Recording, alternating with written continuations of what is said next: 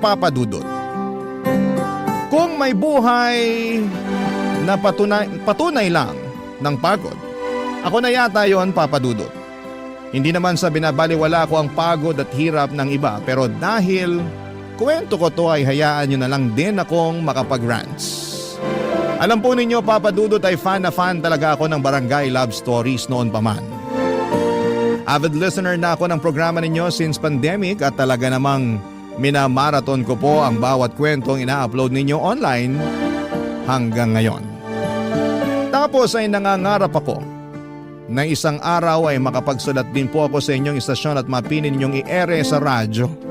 At eto na ngayon ang istorya ng buhay ko.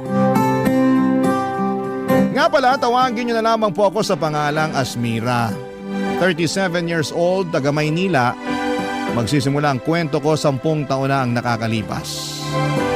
Kayod, kabayo at kalabaw ako para maitaguyod ang lola at kapatid kong PWD. At may espesyal na pangangailangan. Wala rin naman akong ibang maaasahan na mga panahon na yon dahil dalawa lang kaming magkapatid. At ako ang panganay, Papa Dudut.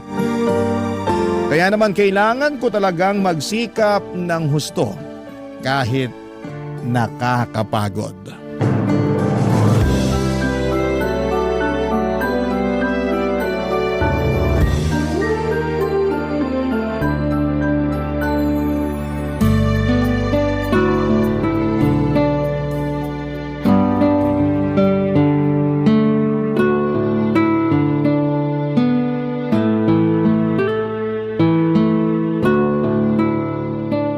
Naku, parang kukulangin yata ang sweldo ko. Asmira, bakit hindi ka pa natutulog? Anong oras na Tsaka ano pang ginagawa mo rito sa kusina? Umihi po ako eh. Tapos nakita ko na pumasok na yung sweldo namin sa savings account ko nung nag-check ako online. Talaga? Ang aga naman. Hindi ba bukas pa yung sweldo ninyo? Opo, pero maaga kapag ganitong tumatapat ng Sabado yung sweldo. Wala naman kasing pasok bukas. Ay, oo nga pala. Opo, kaya lang. Kaya lang ano? Ang laki pala ng kaltas ngayong cut-off dahil nag-loan ako. Kaya maliit lang yung sweldo ko.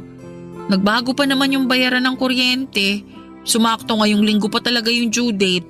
Wag mo na munang isipin yan dahil may naitabi naman ako mula dun sa nakaraang bigay mo. Po? Nakapagtabi pa kayo? Oo! Kaya yun na lang muna yung gamitin natin na pambayad ng kuryente. Napansin ko na medyo na late sila magpadala ng bill ngayon, kaya nagbago yung due date. Nagpadala naman sila ng notice sa text pero late na rin naman. Ay naku, hayaan mo na. Huwag mo nang problemahin yun. Pero sigurado po ba kayo na may pera pa kayo? Abay, oo naman. Ayoko lang mawalan kayo lalo na kapag kailangan nyo. Paano ko mawawalan? Sobra-sobra yung ibinibigay mo. Minsan nga napapaisip ako kung may natitira pa sa'yo Meron pa naman po. Baka naman sobra mo nang tinitipid ang sarili mo, ha? Alam nyo naman po na matipid talaga ako, 'di ba? Oo nga. Pero kung may bagay kang gustong bilhin, bilhin mo na. Pera mo naman yan Pinagtrabahuhan mo. Pinaghirapan mo. Hindi naman po pwede yung ganun. Lalo kailangan ko kayong isipin ng kapatid ko. Saka mahirap yung basta-basta na lang akong bumibili ng gusto ko. Paano kung kailangan natin tas wala akong mahuhugot? Ang akin lang naman, huwag mo masyadong ipagdamot sa sarili mo yung mga bagay na pwede mo namang bilhin sa perang pinaghirapan mo. Tsaka katulad ng sinabi ko, may natatabi naman ako. Nagbibigay din naman ng ibang mga anak ko Kaya ayos lang na hindi mo ako palaging bigyan. Ikaw na nga nagbabayad sa lahat ng bills natin dito sa bahay Ikaw din bumibili ng bigas at saka nag-grocery. Wala naman po sa akin yun. Ang gusto ko, mabigyan kayo ng maginhawang buhay ng kapatid ko. Palagi ko kayong iniisip at kasama kayo lagi sa mga plano ko sa buhay. Kaya nga nagpapasalamat ako sa iyo ng husto. Kasi hindi ka nagsasawa na palagi kaming isama sa mga plano mo sa buhay. Ako po ang dapat magpasalamat dahil sa pag-aalaga ninyo sa kapatid ko. Hindi ko alam ang gagawin kung wala kayo. Sigurado mahihirapan akong magtrabaho kasi wala akong mapag-iiwanan sa kanya. Ay naku, wala yon. Apo ko naman yun eh. At saka pareho ko kayong mahal. Kumusta po pala yung kapatid ko ngayong araw? Di naman po ba naging makulit? Ay nako, nagwala nga kaninang tanghali. Kasi nagulat doon sa kapitbahay nating nagpatugtog ng ubod ng lakas. Natutulog kasi, kaya ayun, sinumpong paggising. Hindi ko nga kagad napakalma, iyak ng iyak, tapos naninipa pa. Hala, nasipa po ba kayo, Lola? Oo, pero hindi naman masyadong malakas. Grabe naman. Nagulat kasi siya eh. Ako nga rin nagulat. Patulog na rin ako noon kasi katatapos lang namin kumain. Kasalanan ng kapitbahay natin. Pero alangan namang sisihin ko sila, hindi ba? Birthday kasi nung isang anak, kaya nagkantahan. Kaya lang, ewan ko ba naman sa ibang mga tao, walang pakundangan kung mag-ingay. Akala yata sa bundok sila nakatira ng 1 kilometro pagitan sa mga kapitbahay eh. Parang kilala ko na kung sino sa mga kapitbahay natin yang maingay. O sino pa nga ba? Di pinabarangay natin kamakailan lang. Ay, grabe po talaga. Pero paano nyo napatahan yung kapatid ko? Yun, binigay ko yung teddy bear na binili mo sa kanya. Ang sabi ko, kapag hindi niya yun inalagaan kasi panay ang iyak niya, ay iiyak din yun. Awa naman ng Diyos tumigil sa kaiiyak yung kapatid mo. Tapos nakita ko na lang na yakap-yakap niya yung teddy bear. Mahal na mahal niya yun kasi bigay mo. Ay, pero apo, gabi na, matulog ka na. Bukas na lang tayo magkwentuhan. Tutal, wala ka namang pasok eh. Opo, salamat po ulit sa walang sawang pag-aalaga sa kapatid ko ha. At sa akin na rin, Lola. Ay, wala yun. Pareho ko kayong mahala po.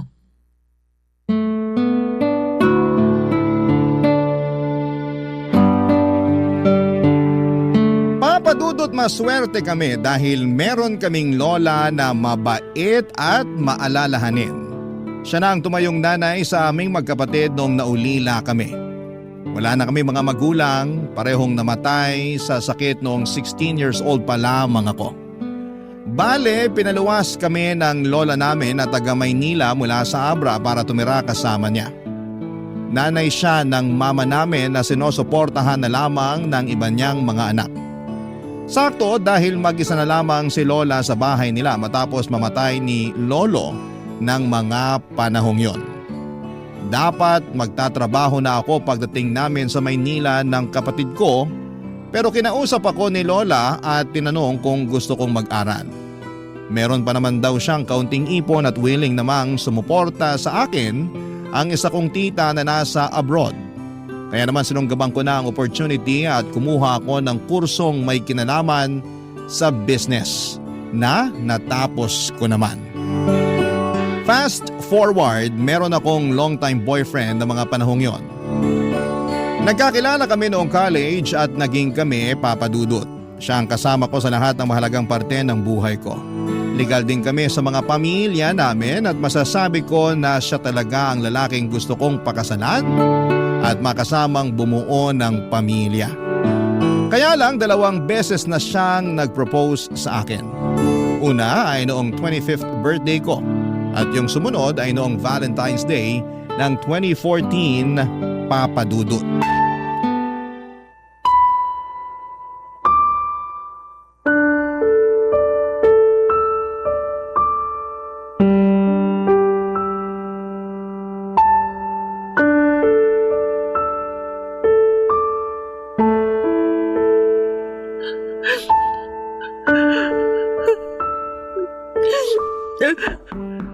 Asmira, pwede ba akong pumasok? Opo, bukas po yung pinto.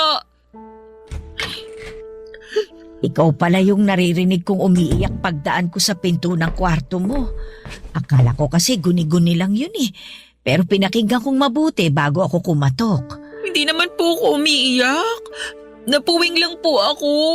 Lokohin mo na lahat, wag lang ako. Baka nakakalimutan mo na ako na halos ang nagpalaki sa inyo ng kapatid mo. Kilalang kilala ko na kayo, lalo ka na, kaya magsabi ka sa akin. May nangyari ba kaya ka umiiyak? Teka, trabaho ba yan? Hindi po sa trabaho. Ay, saan nga? Baka makatulong ako. Pwede kitang mapayuhan. Salamat, Paul, ah. Pero hindi ko na talaga alam yung gagawin. Ay, naku naman. Sabihin mo na sa akin. Para naman alam ko. Kinakabahan ako sa iyo eh. Kalma lang po kayo. Paano ba akong kakalma? Lola mo ako. Sorry po. Nahihiya lang kasi ako sa inyo. O siya, ano ba kasi yun? Apo, sabihin mo na sa akin. Tungkol po sa amin ng boyfriend ko. Oh, ano nangyari sa inyo? Nakipaghiwalay na po ako sa kanya. Anong sabi mo? Ang tagal-tagal nyo na, hindi ba? Opo. Pero tingin ko, kailangan na namin maghiwalay. Dahil hindi ko naman kayang ibigay yung kasal na gusto niya. Di ba, 2 beses na siyang nag-propose sa akin. Oo nga, naikwento mo nga sa akin yun. Kailan ka nga niya ulit niyaya? Nung birthday ko sa Valentine's Day last year. Pero ang sabi mo, ayos lang naman sa kanya, hindi ba? Opo. Kaya lang nagigilty ako noon. Alam ko na gustong-gusto na niyang magpakasal kami kasi yun na lang talaga ang kulang eh. Pangarap niya na magkaanak na kami at bumuo ng pamilya. Pero ako po yung hindi pa handa. Paanong hindi pa handa? Nasa tamang edad ka na naman para mag-asawa. Ayoko pa pong magpakasal kami kasi mahahati yung atensyon ko sa pag-aalaga at pagtataguyod sa inyo ng kapatid ko. Ayaw pa naman niyang tumira kami rito pag nagpakasal kami kasi gusto niya doon na raw sa bahay na iririgalo sa kanya ng parents niya. Kinausap ko siya na hindi pa ako handa. Sabi niya naiintindihan niya, lalo na alam naman niya ang sitwasyon natin. Saka kilala niya kayo ng kapatid ko, kaya tiwala akong maiintindihan niya. Kaya lang kanina, inopen niya uli yung naiinggit siya sa katrabaho niya na may anak na raw at nakaschedule na yung binyag. Sakto, kinuha siyang ninong. Tapos tinanong niya kung hanggang kailan ba daw siya maghihintay na maging handa ako para magpakasal sa kanya. Hindi ko siya nasagot. Tapos doon na kami nagtalo. Marami siyang sinabing masakit sa akin. Pinapili niya pa ako kung kayo ng kapatid ko o siya. Siyempre mas pinili ko kayo. Kaya nakipaghiwalay na lang ako sa kanya. Ay, grabe naman yung pinapili ka niya. Pero apo, pasensya ka na rin ha. Kasi pakiramdam ko kasalanan namin ng kapatid mo kung bakit hindi ka pa makapag-asawa. Masyado ka kasing nakatali sa amin at sa mga responsibilidad mo sa pamilya natin. Wala po kayong kasalanan. Pinili ko kayo kasi pamilya ko kayo at mahal ko kayo. Nalulungkot lang ako dahil akala ko naiintindihan niya ako. Ang tagal na namin pero hindi pa rin pala. Sa bagay, hindi ko rin naman siya pwedeng paghintayin ng matagal. Lalo wala pang kasiguraduhan kung kailan ako magiging handa. Mas priority ko kasi talaga kayo ng kapatid ko. Salamat, apo. Pero nakakapanghinayang lang talaga yung tagal ng relasyon ninyo. Mabait naman yung batang yun. Akala ko ngayon siya na talaga ang mapapangasawa mo. Ako rin naman po. Pero siguro ganun talaga. Kailangan ko na lang mag-move on. At least, hindi na siya maiinip sa paghihintay sa akin. Ay, kaya nga lang.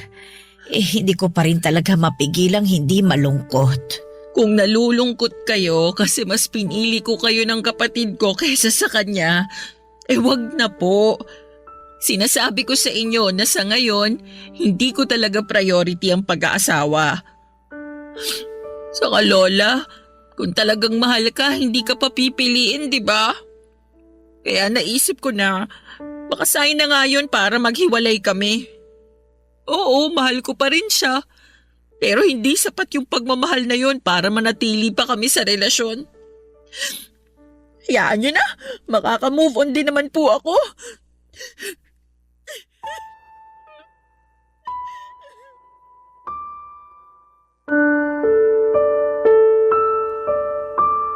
Papadudot masakit sa akin ang pakikipaghiwalay sa long-time boyfriend ko.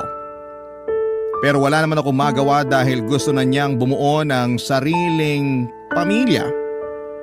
At yon ang bagay na hindi ko pa maibigay sa kanya ng mga panahong yon. Mahal ko siya at siya na ang nakikita kong tao na makakasama ko hanggang pagtanda namin. Pero hindi pa ako handang iwanan at bitawan ng responsibilidad ko sa lola ko at sa nakababata kong kapatid. Kaya naman pinalaya ko na lang siya kahit masakit sa akin, Papa Dudut. Parang pinagpira-piraso ang puso ko ng mga panahong yon. Pero ayoko rin namang itali sa akin at patuloy na paasahin kung kailan ako magiging handa na bumukod kasama siya. Sobrang lungkot ko lamang noon pero umasa ako at nananalig sa Diyos na kung pagkakalooban niya ako ng panibagong tao na mamahalin ay sana'y matanggap nito ang responsibilidad na hindi ko mabitawan sa aking pamilya, Papa Dudut. Barangay Love Stories. Barangay Love Stories. Papa Dudut, alam ng Diyos na gusto kong makapag-asawa at magkaanak. Pangarap ko na yon simula nagdalaga ako at yung bang balang araw ay makakakilala ako ng isang lalaki na mamahalin ako at pakakasalan.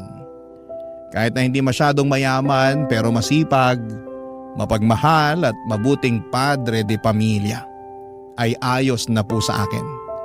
Kaya lang dahil sa paghihiwalay namin ng long-time boyfriend ko, aminado akong nagduda ako sa aking sarili kung may chance ba akong makapag-asawa at matupad ang pangarap kong magkapamilya. Pero 6 na buwan pagkalipas ng breakup namin ng ex ko ay meron akong nakilalang lalaki online. Nag-click kami at hindi nagtagal ay nagkita ng personal. Call center agent siya na nagtatrabaho sa Ortigas, Papa Dudut. Guwapo at katulad kong single na naghahanap ng bagong pag-ibig. Pagkatapos ng una naming pagkikita, sinabi niya sa akin na gusto niya akong ligawan.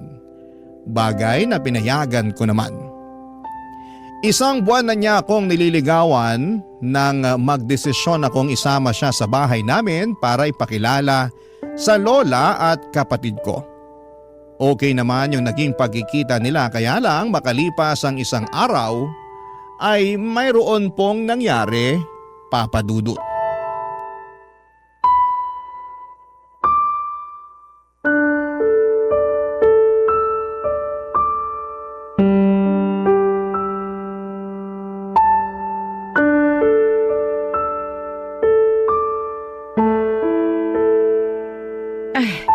Ano ba yung sinasabi mong hindi na nagparamdam sa'yo yung manliligaw mo? Wala na po eh. Hindi na po siya nagre-reply sa mga text ko. Cannot be reached na rin po yung number niya. Bakit naman niya ginawa sa'yo yun? Baka ayaw na niya sa akin kaya ganun. Aayawan ka niya? Ang saya-saya niyo pa nung nakaraan na. Sinama mo pa nga siya rito para ipakilala sa amin ng kapatid mo. Kaya nga po eh. Pero akala ko okay lang ang lahat, kaya lang mukhang mali ako. Ano ba sa tingin mo yung problema? Yung totoo po? Oo. Tingin ko nagbago yung isip niya na ituloy yung panliligaw sa akin matapos ko siyang dalhin dito sa bahay. Naisip ko na hindi pa siya handa sakaling maging kami, tapos mas priority ko kayo ng kapatid ko. Sobra naman yun. Akala ko pa naman masaya siya nung nagpunta rito sa atin. Panay pa nga ang kwentuhan namin ng mga nakakatawang karanasan niya nung nagbakasyon sila ng pamilya niya sa Bohol. Sabi ko kasi, pangarap ko makapunta doon, tapos gaganyanin ka lang niya. Hindi pa naman po ako sigurado kasi bigla na lang siyang nawala. Sa lagay para pala siyang multo. Ganun na nga po. Nakakainis naman yung batang yun. Pero feeling ko nagulat din siya sa kapatid ko nun. Bakit? Hindi ba niya alam na may kapatid kang may espesyal na pangangailangan? Alam naman po kasi kinukwento ko naman sa kanya. Kaya lang, iba pa rin po pag personal na. Akala ko pa naman seryoso siya sa'yo, na siya na yung susunod mo magiging boyfriend. Ang buhay talaga, oo. May mga tao talaga na sa salita lang magaling. Yun nga la eh. Wala naman siyang sinabi sa akin na ayaw niya na pala. Sa lagay, huhulaan ko pa pala. Sakit nun ah. Patunay lang yan na hindi siya ang lalaki para sa'yo. Kaya lang nahulog na po ako sa kanya. Kahit paano, naging masaya ako sa isang buwan naming pag-uusap. Naramdaman ko na mahalaga ako sa kanya nung niligawan niya ako. Ganyan naman talaga ang mga lalaki eh. Ipaparamdam nila sa iyo na mahalaga ka sa kanila hanggang makuha nila yung matamis mong oo. Pero hindi lahat nananatiling ganun yung trato sa iyo pag nagtagal. Ang iba sa kanila nagbabago kasi nagiging kampante na dahil nakuha ka na nila. Dapat sa mga ganyang lalaki hindi iniiyakan ng matagal. Mga bahagang buntot. Parang nawawala na po ako ng pag-asa na makakakilala ng lalaking seseryoso sa akin. Naniniwala naman ako na merong darating. Pagod na rin po kasi akong maghanap. Huwag ka na munang maghanap, Apo. Hayaan mo lang na ang kapalaran ang kumilos.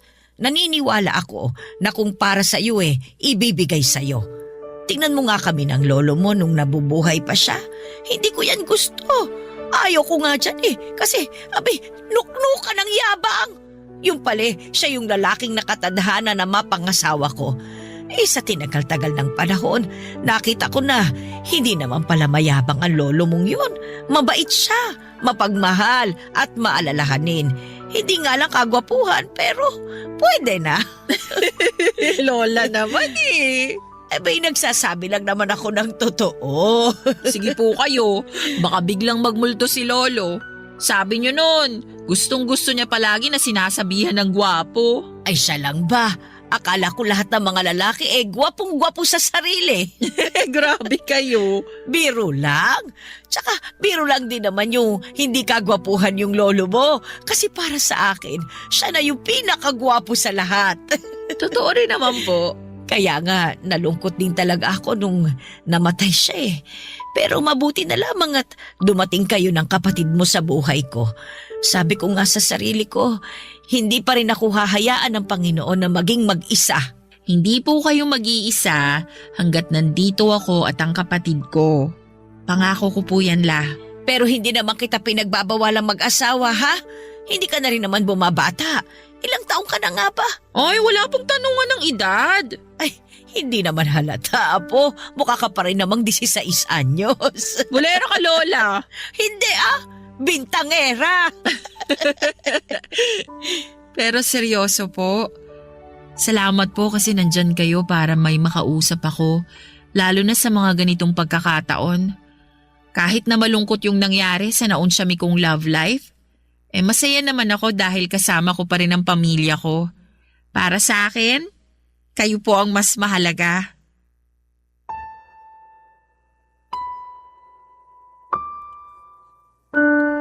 Papadudot doon ko na pagtagpi-tagpi ang lahat. Na baka kaya ako ginost nang nanliligaw sa akin ay dahil nakita niya ang sitwasyon ng kapatid ko at natakot siya sa responsibilidad na kaakibat ng pakikipagrelasyon sa akin. Noong gabi kasi na dinala ko siya sa bahay upang ipakilala kina Lola ay nagtantrums ang kapatid ko. Umiyak ito at nagwala at hindi siya mapatahan ni Lola. Buti na lamang at dumating kami ng mga panahong yon at ako lang ang nakapagpakalma sa kapatid ko. Sa totoo lang, abot langit ang hiya ko noon sa aking manliligaw.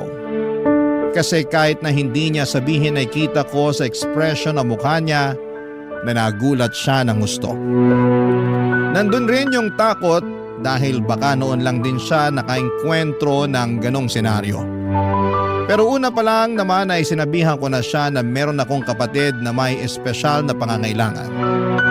Okay lang siya ng okay noon. Naniwala at nagtiwala ako na maiintindihan niya ang sitwasyon ko pero doon ako nagkamali.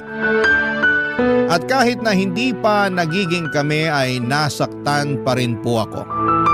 Plano ko pa naman na sagutin na siya kinabukasan. Pero may kasabihan nga na rejection is God's redirection. Ang ibig sabihin ay may mga bagay na hindi nangyayari dahil merong magandang plano ang Diyos para sa atin. Lumipas ang 5 buwan, nakilala ko si David. Bagong salta lang siya noon sa pinagtatrabahuhan ko. Pinalitan niya ang dati naming supervisor na paalis na ng panahong yon. Hindi ko naman siya boss, bali magkaibang department kami pero lagi kami nagkikita at nagkakasama sa mga management meeting, Papa Dudut. Naging close kami. At hindi nagtagal ay niyaya niya akong lumabas upang makipag-date, Papa Dudut.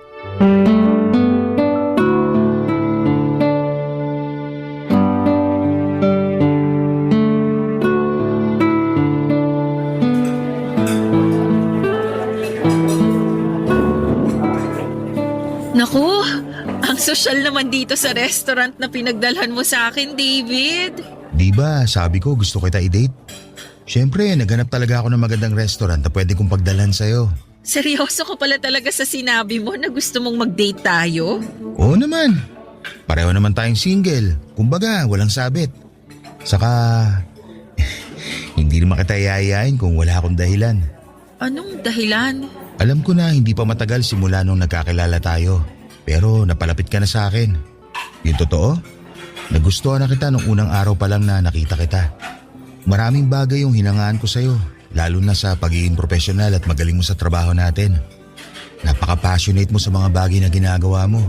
Simula nun, lalo ko napatunayan sa sarili ko na hindi lang pala kita basta gusto. Mahal na kita, Asmira. Ha? Kaya nga kita niyaya makipag-date para formal na hingin yung permiso mo na manligaw ako sa'yo. Pero, David, Pero ano? hindi pa ako handang magpaligaw. Ganun ba? Oo, sorry, pero ano kasi, yung totoo, gusto na rin naman kita. Kaya lang natatakot ako na baka pag nakilala mo na ako ng husto, ayawan mo na lang ako bigla sa dulo. Anong ibig mo sabihin? Dediretsuhin na kita ah. Hindi pa ako ulit handang magpaligaw kasi priority ko ang pamilya ko. Pero hindi ko naman pinagbabawalan yung sarili ko na ma-in love. Kaya lang, nandun pa rin yung takot na baka pag napalapit na ako sa'yo ng husto, iwan mo rin ako katulad ng ginawa sa akin ng long-time boyfriend ko.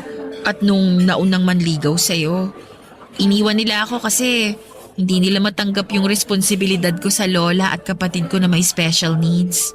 May kapatid ka na may special needs? Meron. Pwede ko bang malaman kung anong kondisyon niya?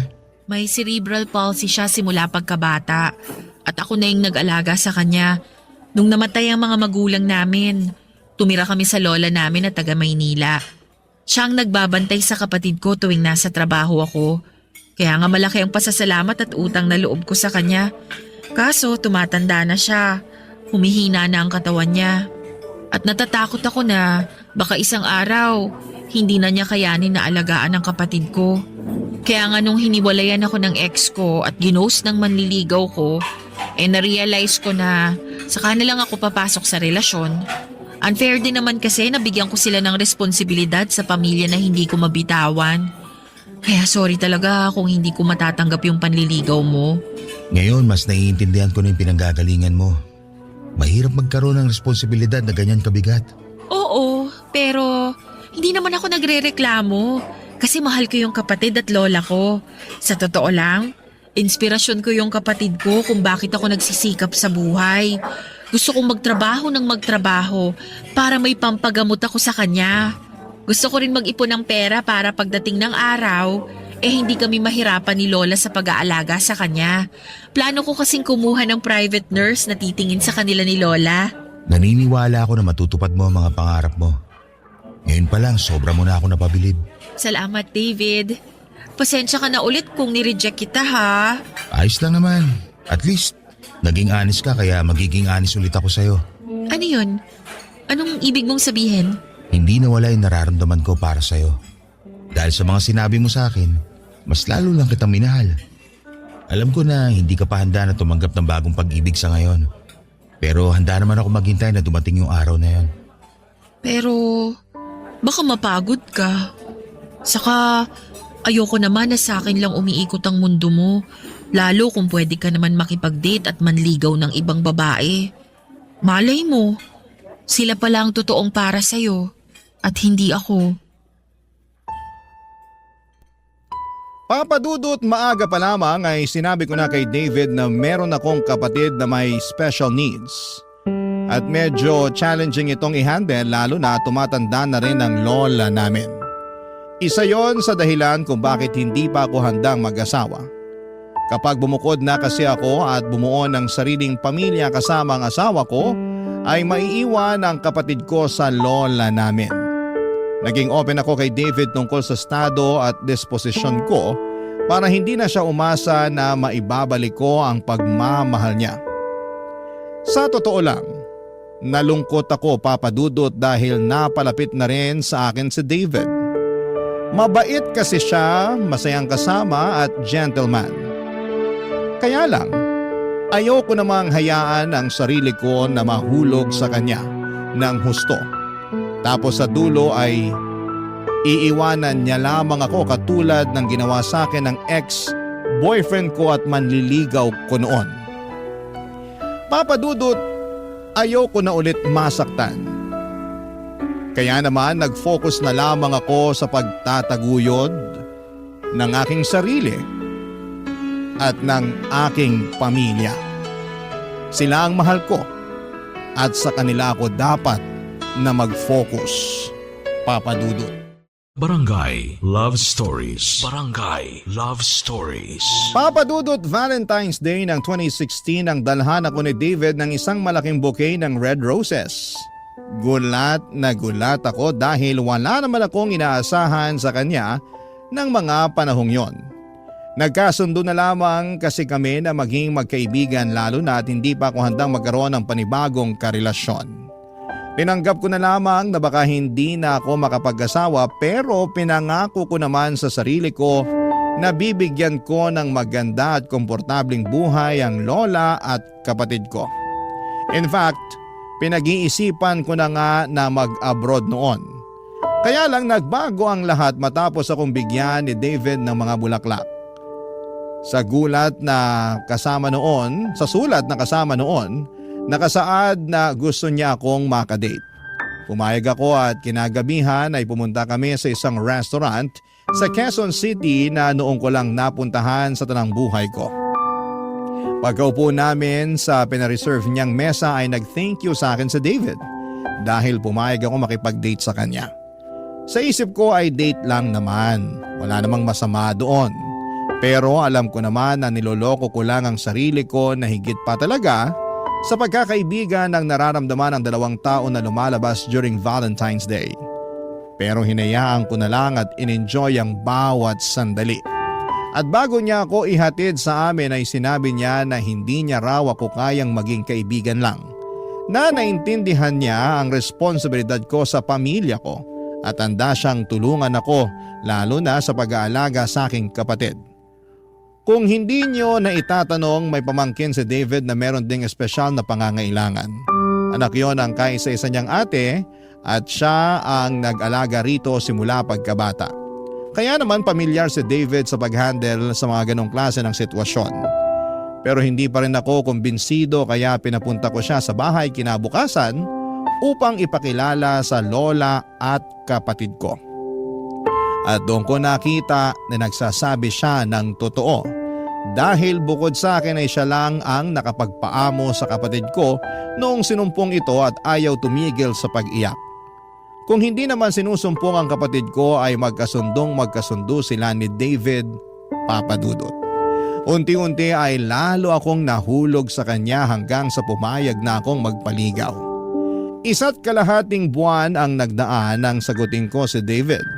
Naging kami at sa loob ng 1 taon naming magkarelasyon ay masasabi ko na mapalad ako dahil dumating siya sa buhay ko. Nangako si David na kahit mag-asawa na kami ay hindi namin kakalimutan ang responsibilidad ko sa aking kapatid. In fact, napagkasunduan namin na sa bahay pa rin ni Lola tumira. Kaya noong June 2017 ay nag-propose ng kasal sa akin si David. Bagay na hindi ko na tinutulan. Sa susunod na taon ng 2018 ang plano naming pag-iisang dibdib, kaya lang makaraan ng 2 buwan simula nang ma-engage kami ay mayroong nangyari na kapwa namin hindi inaasahan. At yon ay nung nagkasakit ng malubha ang kapatid ko na sa huli ay hindi kinaya ng mahina niyang katawan. Papa Dudo, tuluyan ang kinuha sa akin ang pinakamamahal kong kapatid na siyang angkla ko sa buhay na ito.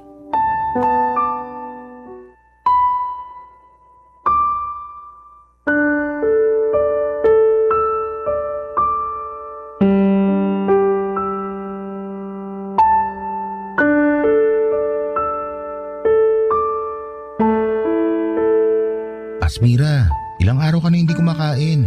Baka mapano ka na niyan. Okay lang na mapano ako. Para mamatay na rin ako katulad ng kapatid ko. Huwag mo naman sabihin yan. Marami pang nagmamahal sa'yo. Saka kailangan ka pa namin ng lola mo. Pero kailangan ko rin yung kapatid ko. Kailangan ko siya kasi mahal na mahal ko siya. Pero wala na siya. Ando na siya sa kabaong oh. Hindi na siya gumagalaw. At habang buhay na siyang tulog. Hindi nagigising yung kapatid ko kasi patay na siya. Bakit kailangan niya agad mawala? Bakit siya agad kinuha sa akin?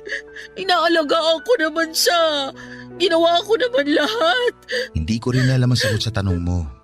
Pero isa lang naman ang sigurado. Baka pinagpahinga na siya ng Diyos. Bakit siya pagpapahingahin? Nandito naman ako. Hindi ko naman siya pinababayaan ah. Inaalagaan din siya ni Lola. Maraming nagmamahal sa kanya rito. Kaya bakit kailangan niya agad mawala? Sobrang unfair naman ng Diyos kung hindi niya nakikita yung mga pagsasakripisyo ko para mabigyan lang ng magandang buhay yung kapatid ko. Sobrang unfair niya kasi kinuha niya sa akin yung kaisa-isang tao na dahilan kung bakit ako nagsisikap sa buhay. Mahal na mahal ko yung kapatid ko, David. Kahit na may kapansanan siya at espesyal na pangangailangan, hindi ako nagsisisi na siya yung naging kapatid ko. Gusto ko ako pa rin na maging ate niya kahit na sa susunod na buhay. Napapagod ako sa trabaho at sa buhay na to. Pero kahit kailan, hindi ako napagod sa kanya. At alam niyo ng kapatid mo, Asmira. Sigurado ko na nagpapasalamat siya sa'yo ng gusto dahil meron siyang mabait at responsabling ate. Di ba, bago ako dumating, ikaw lang din naman ang nagpapakalma sa kanya? Alam ko yun. Nakita ko yun kasi pag nandyan ka, ngumingiti siya. Tapos tinuturo ka pa niya palagi. Patunay lang yun na sobrang malapit siya sa'yo. Oo, tapos hindi ko na ulit makikita yung ngiti niya. Yung maganda niyang mukha. Hindi ko na maririnig yung boses niya at yung mga pag-ungol niya pag may tinuturo siya na gusto niya na kunin. Pati yung tawa niya pag masaya siya. Lahat yun. Kasama na niyang malilibig. Hindi ko na makikita ang kapatid ko dahil wala na siya sa piling namin ni Lola habang buhay. Naniniwala ako na kahit hindi na natin siya kasama sa buhay na to, mananatili pa rin siyang buhay sa mga puso natin. Alam mo, kahit na sandali pa lang kami nagkakasama ng kapatid mo naging malapit na rin siya sa akin. Napamahal na ako sa kanya kaya nga sobrang sakit din sa akin tong biglaang pagkawala niya. Pero alam ko, naniniwala ako, nakasama pa rin natin siya anumang mangyari. Hindi nga lang natin siya nakikita, pero hindi naman talaga siya nawala. Iisipin ko na lang na nakapagpahinga na siya sa piling ng Diyos. Na wala siyang sakit na nararamdaman at nararanasan para kahit paano mapanatag ako at mabigyan ng konting peace of mind sa pagkawala niya. Thank you, David, ha? Sa lahat-lahat. Sa pagmamahal sa kapatid ko. Sa pagtrato sa kanya ng tama at mabuti. Sa mga tulong mo sa amin ni Lola, lalo nung araw na iniwan na kami ng kapatid ko. Sobrang down ako noon kaya hindi ko na alam yung gagawin. Buti andyan ka para ayusin yung mga papeles niya at pagbuburulan. Maliit na bagay lang yun kumpara naman sa pagsasakripisyo mo para sa kapatid mo nung nabubuhay pa siya. Walang kaso sa akin ng tumulong, lalo na't mahal ko ang kapatid mo. Salamat pero hindi maliit na bagay yung ginawa mo at patuloy mo pa rin ginagawa. Kaya salamat talaga. Hindi ko alam ang gagawin ko kung sakaling wala ka. Hindi ako mawawala. Palagi ako nasa tabi mo para tulungan at damayan ka. Tandaan mo, hindi ka na nag-iisa. Oo, lagi kong tatandaan yan. Buti naman. Pwede bang kumain ka na? Nag-aalala na ako sa'yo eh. Wala pa rin akong gana eh.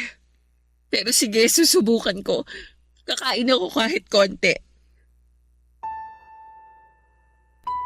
Papadudot ang sakit-sakit mawala ng kapatid. Hindi ko alam kung paano pa ako uusad ng mga panahong yon. Masyado rin kasing mabilis sa mga pangyayari at nagkaroon siya ng pulmonya at nagkaroon ng komplikasyon. Hindi na naagapan at hindi namin nakalain na kukunin na pala ng Diyos sa amin ang kapatid ko. Matagal na namang mahina ang katawan niya kaya mabilis siyang magkasakit, papadudot. Pero naaagapan namin yon kaya gumagaling siya.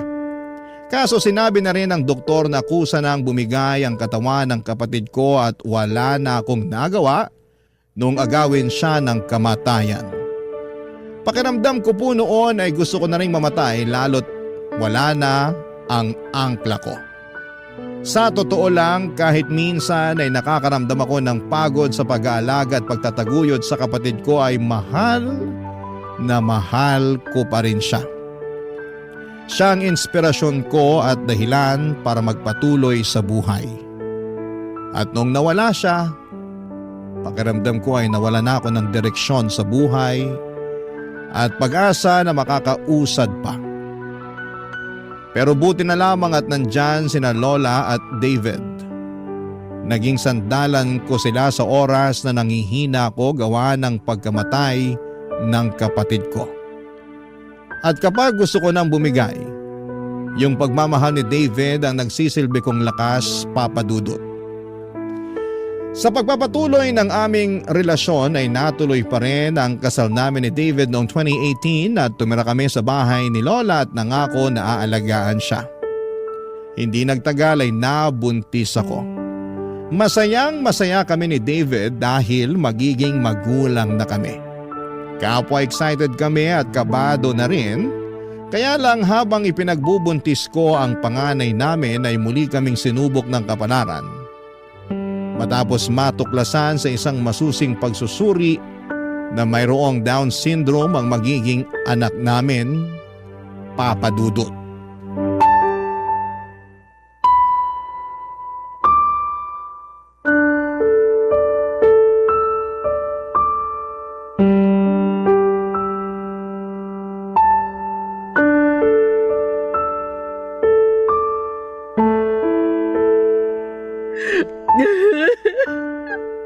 Han, paano? Baka mapano ka naman. Nag-aalala ako sa'yo eh. Ang hirap lang kasing tanggapin, Han. Bakit sa anak pa natin nangyari yun? Bakit siya pa? Iniingatan ko naman siya eh. Pero bakit? Hindi ko rin alam pero alam ko iniingatan mo siya. Siguro ganun talaga. Tingin mo, pinarurusahan tayo ng Diyos? Kaya binigyan niya tayo ng anak na may espesyal na pangangailangan? Hindi ah. Hindi. Pero bakit nga kasi yung anak pa natin? Ewan ko Han. Pero naniniwala ako na walang bata ang deserve na makatanggap ng ganung sakit. Oo, kasi alam kong mahirap dahil napagdaanan na yun ng kapatid ko at ng pamangkin mo. Natatakot lang ako para sa anak natin. Lalo na't hindi na magiging normal sa kanya ang lahat. Simula pa lang sa araw na isilang siya sa mundong to. Natatakot din naman ako pero kailangan pa rin nating tatagan ang loob natin. Hindi pwede na tayo mga magulang niya ang unang-unang panghihinaan. Hindi kawawang anak natin dahil may espesyal siyang pangangailangan. Magiging kawawa lang siya pag pinabayaan natin siya. Tama ka. Totoo lahat ng mga sinabi mo. Pasensya ka na sa akin. Hindi ko naman intensyon na maapekto ng husto sa nalaman natin eh. Naiintindihan ko yung takot mo bilang nanay. Takot din naman ako pero kung hahayaan natin na kainin tayo ng takot na yun, hindi natin maibibigay yung best natin bilang magulang sa magiging anak natin. May dahilan kung bakit pareho tayo nagkaroon ng karanasan sa pag-aalaga na may mga special na pangangailangan. Ikaw sa kapatid mo at ako naman sa pamangkin ko. At ngayon na espesyal din na magiging baby natin, sigurado ko na hindi na tayo mahihirapan. Kung mahirapan man, napag-aaralan naman ang lahat eh. Basta tutukan lang natin si baby at huwag pabayaan. Kahit na anong mangyari, anak natin siya at mahal natin siya. Oo, anak natin siya at mahal natin siya. Hindi yun magbabago kahit na ano pang itsura niya. Ganun na nga. Saka hiniling natin siya sa Diyos. At ngayon binigay niya na sa atin yung panalangin natin. Dapat masaya tayo, hindi ba? Masaya naman ako, pero hindi ko lang napigilan yung bugso ng damdamin ko. Alam ko kasi yung hirap at pagod sa pag-aalaga ng bata na may espesyal na pangangailangan. Oo, pero hindi ka naman mag-iisa sa pag-aalaga sa anak natin. Andito ako. Andyan si Lola. Tutulungan ka namin, Han. Kung noon mas nakakapagod dahil kailang dalawa ni Lola nag-alaga sa kapatid mo. Pero ngayon kasama niyo na ako. Sisiguraduhin ko na magiging mabuting padre de pamilya ako para sa inyo ng anak natin. Mamahalin ko kayo at aalagaan sa abot na makakaya ko. Hindi naman yung sinumpaan ko sa altar nung kinasal tayo, hindi ba? Naniniwala ako na hindi tayo bibigyan ng Diyos ng pagsubok na hindi natin malalagpasan. Magtiwala lang tayo at maniwala na magiging maayos ang lahat. Salamat, kasi gumaan ng husto yung loob ko. Sobrang bigat kasi ng pakiramdam ko nung sinabi ng OB natin yung kondisyon ng magiging anak natin. Bumigat din naman yung pakiramdam ko. Nalungkot ako at napatanong sa Diyos. Pero habang nasa biyahe tayo kanina, narealize ko na mas kailangan tayo ng anak natin kaysa habang buhay na isipin kung bakit sa dinami-rami ng mga masamang tao sa mundo, siya pa talaga yung binigyan ng ganong sakit. Kaya unti-unti tinanggap ko na espesyal na ang anak natin simula pa lang. Alam mo ba, nung sinabi mo sa akin na buntis ka, mas lalo lang siya naging espesyal para sa akin. Kaya hindi na importante magiging kalagayan niya paglabas niya sa sinapupunan mo. Basta, kahit na anong mangyari, hindi ko kayo pababayaan ng anak natin. Kahit na wala pa yung anak natin, hindi mo naman kami pinabayaan ni Lola. Thankful kami kasi dumating ka sa buhay namin. Thankful ako lalo dahil naging asawa kita. Salamat talaga, Han. Walang anuman yun. Thankful din naman ako kasi naging asawa kita. Kaya huwag ka na masyado malungkot ha. Kakayanin natin to. Kakayanin natin. Basta magkasama tayo.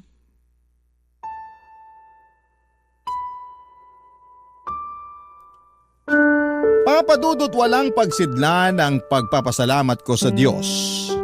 Dahil ibinigay niya sa akin si David at hinayaan niya itong maging asawa ko.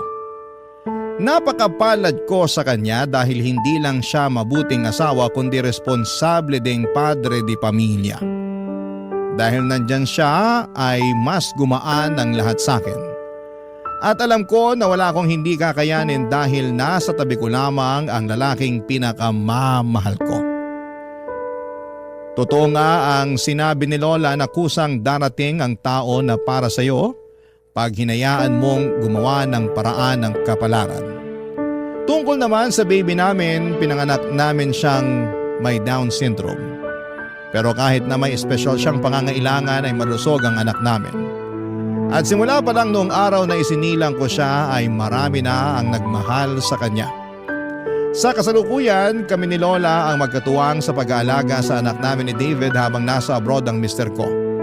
Noong 2022 kasi ay nabigyan siya ng opportunity na makapag-ibang bansa.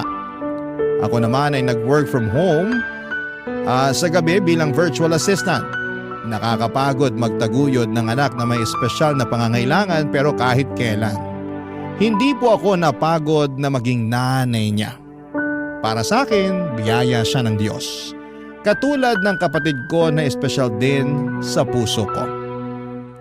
Maraming salamat po sa inyo, Papa Dudut, sakaling mapili po ninyong i-area ang sulat ko at sana'y kinapulutan po ito ng aral at inspirasyon ng mga kabarangay natin. God bless and more power sa Barangay Love Stories.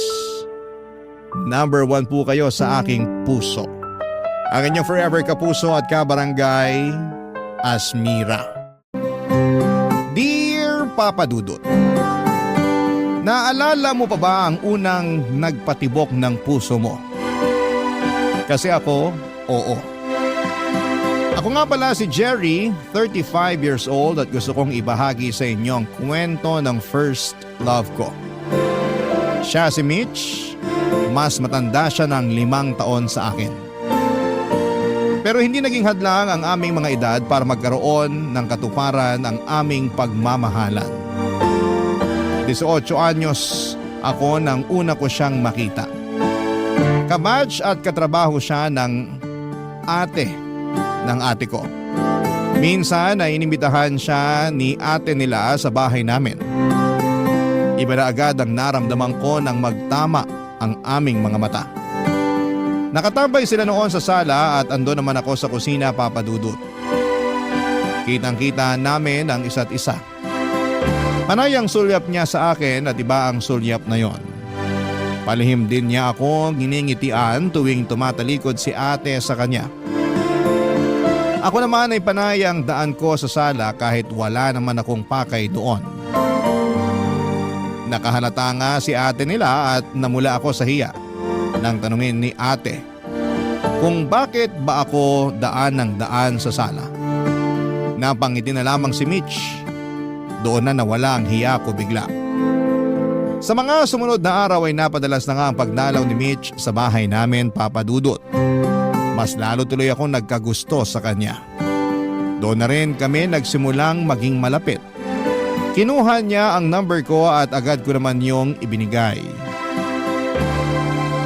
Inabangan ko ang pag-text niya sa akin at nung nakatanggap na ako ng text sa kanya ay nagtuloy-tuloy na ang usapan namin, Papa Dudut. Doon na nagsimula ang love story namin.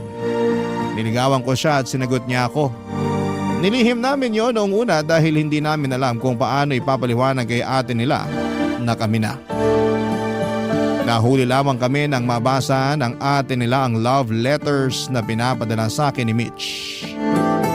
At ang mga love letter na yon ay tinago ko pa rin kahit na nagkahiwalay na kami at kahit na lumipas na ang ilang taon. Nasa kwarto nga ako at naglilinis nang makita ko ang isang maliit na karton na nasa pinakatagong at pinakailalim ng cabinet ko. Doon nakatago ang mga love letter ni Mitch sa akin noong araw. Binasa ko ang mga yon at muli na naman akong nahuli ni ate nila na nakangiti habang hawak-hawak ang mga yon, Papa Dudut.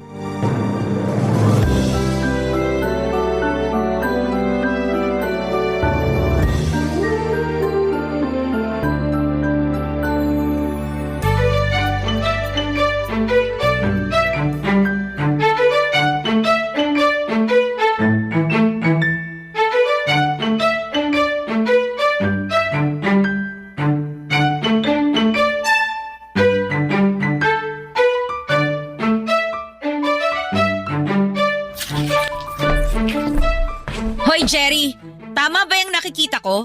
Yan ba ang mga love letter ni Mitch sa'yo noon? Ate Nila naman, bigla ka namang sumusulpot dyan. Nakakagulat ka. Sagutin mo muna kasi yung tanong ko. Oo nga, love letters nga to ni Mitch sa akin noon. Sabi ko na kulay pa lang ng papel, alam kung sa kanya na yan galing. Pink kasi ang papel na ginagamit niya pag sinusulatan niya ako ng love letter. At ikaw naman, blue na papel. Paano mo nalaman?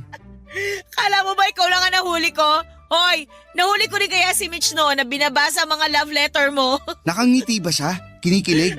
Ginajudge ang grammar ko? Hoy, bakit parang interesado ka pang malaman? Ang tagal nyo nang hiwalay. Masama bang ungkatin ng past?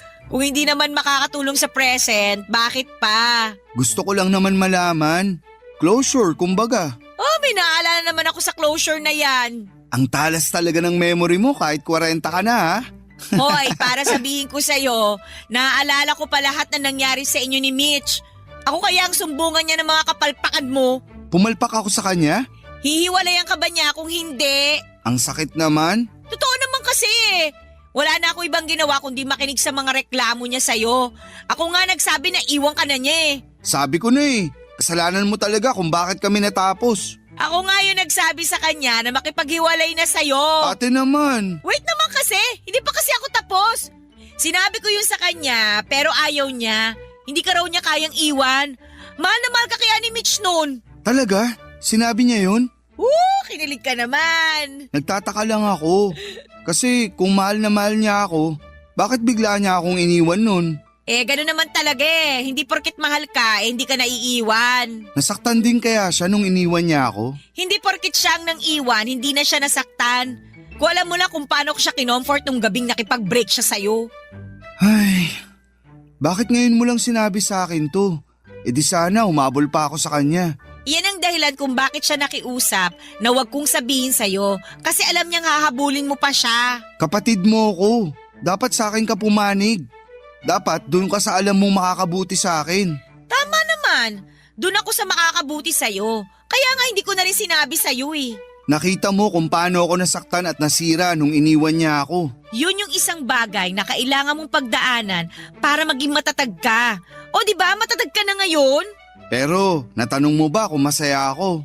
Choice naman natin maging masaya eh. Ikaw lang naman tong pumipigil sa sarili mo na gawin yon.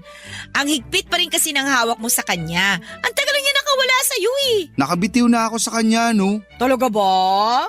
Bakit hindi ka na nagkaroon ng karelasyon pagkatapos ni Mitch? Hindi lang ako interesado sa mga nakikilala ko. Sus! Okay, Mitch ka pa rin talaga interesado. Ano ba ang hula ko kung bakit ako iniwan ni Mitch noon? Sabi nila, age doesn't matter, hindi ba? Sa amin naman ni Mitch ay wala naman talagang kaso ang kaibahan sa edad namin. Hindi naman ako minor de edad nang maging kami.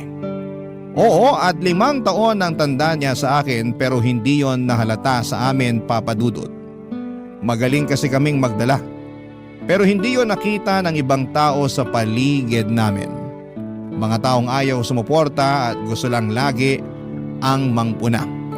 Sa mga unang buwan namin na magkarelasyon ay marami ang nagtaas ng kilay sa kung bakit ako ang pinatulan ni Mitch. Bakit daw parang naghanap lamang siya ng batang kapatid. Sinasabi nila na kapag tumagal daw ay ipagpapalit ko siya sa mas bata sa kanya. Nung una ay nagagawa lang namin yon na pagtawanan pero nang tumagal at paulit-ulit na ay narindi na ng tuluyan si Mitch.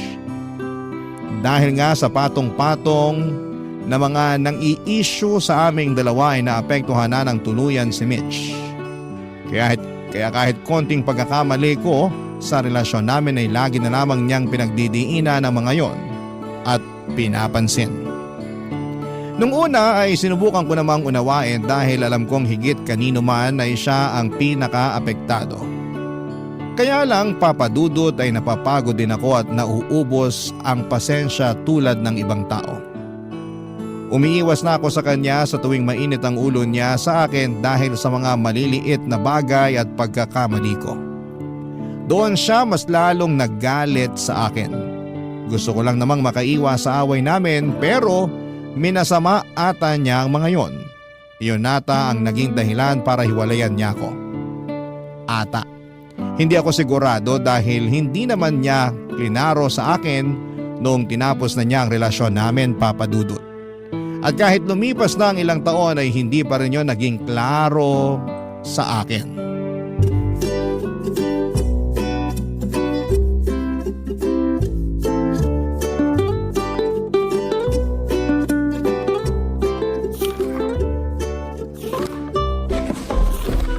Hoy, Ate Nila, bakit mo binubuklat yung yearbook mo ng high school?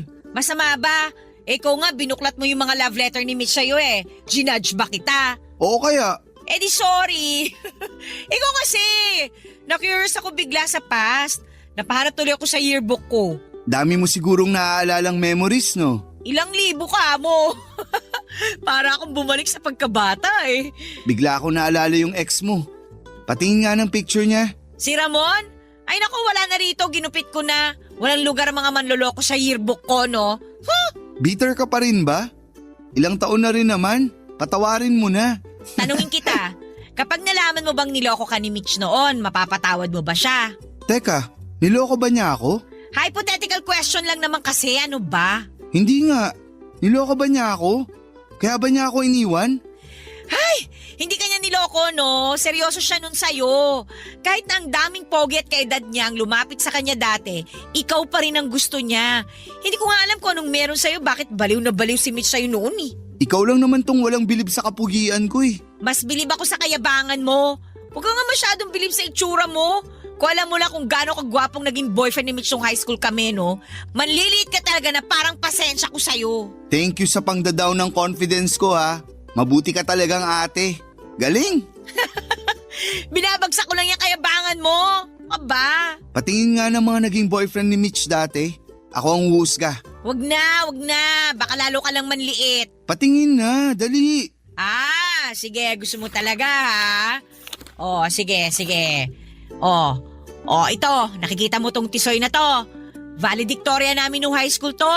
At siya rin ang first love ni Mitch. Teka, lugi naman ako dyan. First love yan eh. Tsaka mas gwapo sa'yo to, no? O ngayon, kumusta ang pagkabilib mo sa sarili mo, ha? May natitira pa ba? Wala naman sa itsura pag nagmamahal ka. Sabay kabig ka ng ganyan ngayon. Pero matanong ko lang, sino sa tingin mo yung mas minahal niya sa amin? Gusto ko sanang durugin ka pero... Ikaw yung mas minahal ni Mitch. Paano mo nasabi? Tisoy yan tapos matalino pa. Ako, parang dumi lang ako sa kuko ng lalaking yan. Asa na ngayon yung inilalaban mo na wala sa itsura ang pagmamahal? Bigla ako nang hina nung pinakita mo sa akin yung itsura ng first love niya eh. Hindi ka dapat makaramdam ng ganyan. Kasi kung alam mo lang kung paano kay kwento ni Mitch sa akin, ibang ningning na mga mata niya kapag ikaw ang binabanggit niya. Sa tingin mo ba, naaalala pa niya ako? Ikaw, naaalala mo pa ba siya? Nitong mga nakaraan, napapadalas. Hindi man kasing dalas mo, sumasagi ka pa rin sa isip niya. Sumasagi nga rin kaya ako sa isipan niya. Paano kaya niya ako naiisip? Sino kaya ang kasama niya noong naiisip niya ako? Ang dami kong tanong noon dahil sa sinagot ni Ate Nila sa akin. Pero hindi ko yon sinabi sa kapatid ko, Papa Dudut. Tumahimik na nga lang ako at pasimpleng nagbiro na mas maapil ako sa naging boyfriend ni Mitch noong high school. Hanggang sa magpalit na kami ng topic at sinarado na rin ni Ate Nila ang yearbook niya. Pagkatapos noon ay iniwan niya ang yearbook sa mesa dahil biglang tumunog ang cellphone niya. Nang makalayo si Ate Nila para sagutin ang tawag ay siya namang pagdampot ko sa yearbook at pagbuklat kung saang pahina nakapaskil ang magandang larawan ni Mitch. Napangiti ako nang mapunta sa pahina na yon, Papa Dudut. Napakaganda ni Mitch habang suot ang kanyang toga. Kahit nga black and white lamang yon, pero litaw pa rin ang kagandahan niya. Lumabas ang magkabilang beloy sa kanyang maumbok na mga pisngi. Napakaganda ng kanyang pagngiti. Simple lang ang mukha niya at walang halong kolorete. Iyon na yon ang babaeng natutunan kong mahalin ng una kong makilala. Kumusta na nga kaya siya? Muli na naman akong nagtanong sa isipan ko. Ngumiti akong muli nang maalala ko kung gaano siya kaganda at nawala rin ang ngiting yon. Nang maalala ko kung gaano kasakit nang bitawan niya ang mga salitang ayoko na. Dahil doon ay sinarado ko nang muli ang yearbook ni Ate Nila at nilapag yon sa mesa. Tumayo na ako para pumasok sa kwarto ko. Pero napalingon akong muli at sinarado kong yearbook ng ate ko. Tulad ng yearbook na yon ay tuluyan na rin kayang naisara ang love story namin ni Mitch. Papa Dudut. Barangay Love Stories. Barangay Love Stories. Sinubukan kong hanapin si Mitch sa Facebook. Pero nahirapan akong gawin yon, Papa Dudut, hanggang sa naisipan kong hanapin ang mga kakilala kong kamag-anak niya. Ang pinaka-close niyang pinsan ang una kong hinagilap. Hindi naman ako nahirapang gawin yon at sinubukan kong i-check kung friend dito si Mitch sa kanyang Facebook account. Pero hindi. Kaya naman naglakas na ako ng loob na i-message ang pinsan ni Mitch para malaman kung nasaan na siya. Doon ko nalaman na wala ngang Facebook si Mitch at tanging cellphone number lamang nito ang ibinigay sa akin. Pasimple ko na nga ring inalam kung may asawa na ba si Mitch at laking saya ko nang malaman kong kakahiwalay lang pala ni Mitch sa kanyang naka-live-in. Papadudot, wala po akong sinayang na oras. Agad kong tinext si Mitch at nagpakilala. Wala pong isang oras ay nakatanggap na ako ng reply sa kanya. Magiliw si Mitch na nakipag-usap sa akin. Hindi ko pa naman siya nilandi noon. Tinatansya ko pa rin siya, papadudot. Siyempre, galing lamang siya sa hiwalayan at ayoko namang mabigla siya sa pagpaparamdam ko. Kahit sa totoo lang ay nai-excite na akong muling makita kung may pag-asa ba kaming magkabalikan, lalo't pareho na kaming single na dalawa. Kahit naman tinatansya ko na siya noon ay gumawa pa rin ako ng paraan para mabilis kong malaman kung may pag-asa kaming dalawa. Wala akong inaksayang panahon at nakipagkita ako sa kanya para maramdaman kung may pag-asa ba akong muli sa kanya. Maswerteng pumayag naman siya, papadudot. Nagkita kaming dalawa sa dati naming tambayan. Doon yon sa isang bakery na may masarap na bentang peanut butter. Yun ang paborito naming palaman sa malambot na monay na benta nila na sinasabayan namin ng buko juice na maraming yelo.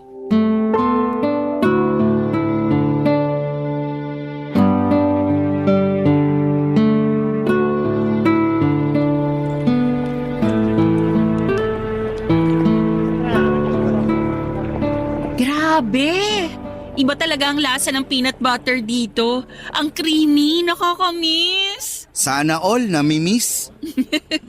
Masyado akong nakafocus sa lasa ng peanut butter. Kaya hindi ko muna papansinin yung pagpapasana all mo. Ang hina ako naman sa'yo. Gusto ko lang namang malaman kung namiss mo rin ako tulad ng pagkamiss mo dyan sa peanut butter. Hindi ko na kailangang sabihin yon. Habang nagpapalaman ako ng peanut butter kanina, bigla akong na-miss nung mga panahong magkasama tayo rito. Lalo kapag malakas ang ulan. Ang sarap kasing tumulala sa bintana habang umuulan. At habang umangata ng monay na may peanut butter. Tapos sasabayan pa ng buko juice na maraming yelo. Tapos nagmamadali na akong iatid ka pa uwi kasi tumatawag na ang nanay mo. Nirason mo pa ang nanay ko, gusto mo lang naman magbanyo. Ang lakas kasi makasira sa tiyan mo ng peanut butter at malamig na buko juice. Kahit alam kong red flag sa akin ang combo na yon, gusto ko pa rin. Alam mo kung bakit? Kasi alam mong paborito ko ang combo na yon at gusto mo akong sabayan. Kahit masira pa ang tiyan ko. Pwede naman kasing magkape ka na lang kaysa sabayan mo pa ako sa buko juice eh. Masama bang piliin kong makasabay ka sa mga paborito mong pagkain? Ayan, yan na yan. Ang alin? Diyan mo ako nadali. Lagi mong inuuna yung gusto ko kahit makakasama pa sa'yo. At handa akong ulitin yun ngayon. Jerry. Mitch, alam ko kagagaling mo lang sa iwalayan. Hindi naman kita minamadali. Gusto ko lang malaman mo na walang nagbago. Ito pa rin ako. Gusto pa rin kita. Alam mo bang ikaw ang huli ko? Huli? Una't huli. Ang hirap ko bang palitan? Ang hirap mong tumbasan. Wala ka pa ring pinagbago. Kuha mo pa rin ako sa mga ganyang linya mo. Mabuti naman. Akala ko nangalawang na ako eh. Ako nga ata nung nangangalawang na eh. Di ko na alam kung paano sasagot sa mga ganyang linyahan mo. Di ko na alam paano magpaligaw. Magtulungan na lang tayo sa ligawan. Dapat lang naman. Kahihiwalay ko lang, Jerry eh. Pero hindi naman ibig sabihin nun eh. Hindi ka na dapat sumubok ulit. Sumubok na ako sa'yo noon. Ano nangyari? Natalo lang tayo pareho. Natapos lang din. Baka naman iba na ngayon. Ganyan ka kakampante? Oo. Kasi hindi naman tayo pagtatagpuin ng tadhana ngayon kung wala lang to. Pinagtagpo tayo ng tadhana kasi pinilit mo. Kinulit mo pa talaga yung pinsan ko para sa cellphone number ko ha? Kasi ganun ako kapursigido na may tadhana ka na sa akin ngayon. Pinalagpas kita noon. Hindi ko na ata makakaya kung makakawala ka pa ngayon. Hindi mo siguro ako titigilan hanggat hindi ko binubuksan ang pinto ko para sa'yo, no? Pinto at bintana. Hihintayin kong parehong magbukas. Sa ngayon, pwede bang bintana lang muna?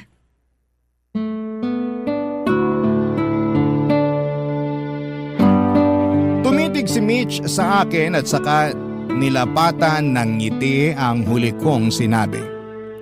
Alam kong umepekto sa kanya ang mga salita ko, Papa Dudut. Alam ko na kasing sa salita ko siya nadadaan kahit noon pa man. Yun din ang ginamit ko sa panliligaw ko sa kanya at maswerteng nagbukas ang kanyang bintana na sumabay sa kanyang pinto. Tuluyan na niya akong pinapasok muli sa kanyang buhay at buong puso akong nagpapasalamat sa ikalawang tsansa na naibigay niya sa akin para madugtungan ang naputol naming pagmamahalan. Wala akong sinayang na oras habang magkasama kami, Papa Dudut. Hindi ko pinaramdam sa kanya na mali ang desisyon niyang muli akong papasukin sa buhay niya. Minahal ko siya higit pa noon. Pinakita ko sa kanya na sa pagdaan ng taon ay nag-mature na ang pagmamahal ko para sa kanya. At pagkakataong yon, nagtiwala na siya sa akin na hindi katulad noon. Mabilis ang lumipas na mga buwan. Naging masaya kaming pareho at ayon sa kanya yun ang unang beses na naging masaya siyang muli matapos ang hiwalayan nilang mag-asawa. At nagpapasalamat daw siya na muli akong bumalik sa buhay niya dahil kung hindi baka tuluyan na raw siyang nawala ng tiwala sa pagmamahal. Ako raw ang nagpabalik sa kanya ng gana na magmahal ulit. Masaya ako. Masayang masaya. At dahil sa nararamdaman kong yun na inaya ko siyang magpakasal. Alam kong alangan at lalo't may latak pa ng trauma ang nangyari sa kanila ng dati niyang kinakasama. Pero laking gulat ko nang pumayag siya. Hindi ako makapaniwala, Papa Dudut. Agad kami nagpakasal at marahil iyon ang pinakatamang desisyon na ginawa ko sa buhay ko. Wala na kaming pakialam noon sa sinasabi ng ibang tao na masyado kaming nagmamadali. Hindi na kami muling magkakamali na makinig sa kanila.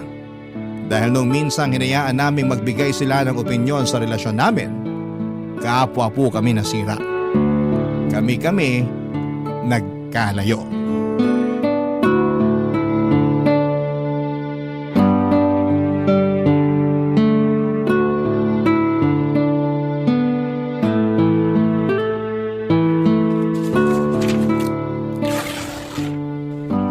Dahan-dahan ka sa pagbubukas ng mga regalo natin, ha? Baka pwede ko pang magamit yung mga karton. Oo naman. Alam ko namang reyna ka ng pagre-recycle. Pati yung mga gift wrapper, ha? Baka pwede ko pang magamit yan pang balot ng ireregalo ko sa mga future wedding na pupuntahan natin. Ang resourceful at wise naman pala nitong napangasawa ko. Anong resourceful at wais? Baka kuripot ka mo. Gusto mo ba pati tong adhesive tape tabi ko? Baka kasi gusto mo pang magkuripot sa pandikit. Hoy, hindi naman ako ganyan kakuripot, no? Ang ate nila mo kaya ang ganyan. Sinabi mo pa. Ito ang niregalo niya sa atin na microwave oven Galing pa sa napanulunan niya sa raffle sa trabaho niya nung Pasko. Hoy, hindi ko alam yan ah. Akala rin niya hindi ko alam. Ito mismo yung nakasiksik sa cabinet namin sa kusina. Huwag mo na lang sabihin na alam na natin. Baka magtampo pa, bawiin yan. Alam mo naman yun. Sobra kung magtampo. Pero wala pa rin tatalo sa'yo. Hoy, hindi ako matampuhin ah.